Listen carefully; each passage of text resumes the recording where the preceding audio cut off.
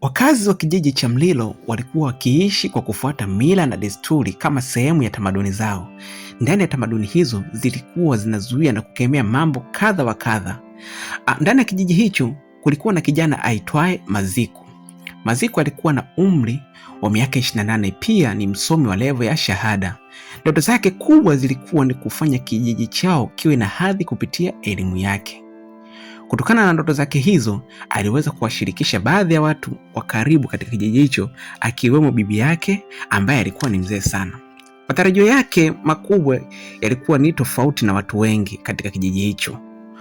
Mmoja kati ya marafiki zake aitwaye Kitwana aliweza kukaa naye na kuanza kuzungumza naye juu ya ndoto zake hizo za kufanya kijiji chao kiwe kikubwa sana katika maendeleo.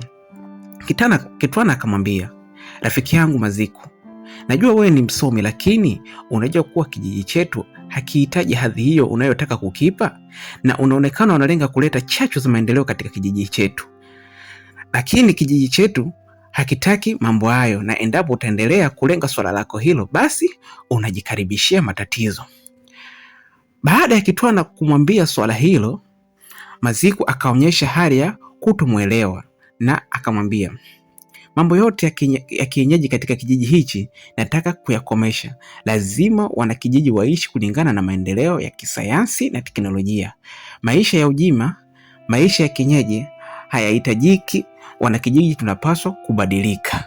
Baada ya kumaliza mazungumzo hayo, waliachana na kila mtu alirejea nyumbani kwao. Maziku alipofika nyumbani, alimkuta bibi yake amekoka moto huku akiwa amekaa pembeni akiuota. Lakini cha kushangaza, alikuwa anaongea peke yake. Maneno ambayo alikuwa anaongea yalikuwa kama hayaeleweki.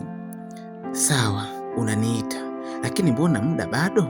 Nini unataka? Hayo yalikuwa ni maneno ambayo alikuwa akizungumza bibi yake na Maziku. Maziku akamfuata bibi yake na kumuuliza, bibi, mbona uko peke yako? Lakini upeke wako uliokuwa nao, mbona kama unaongea vitu ambavyo havieleweki? Jibu la bibi akamwambia, mjukuu wangu, ni kaburi. Kaburi ndio chanzo cha haya yote ambayo mimi nayaongea. Je, kaburi lina nini ndani yake? Tufuatilie katika sehemu ya pili ya kisa hiki ili uweze kupata mambo mengi zaidi.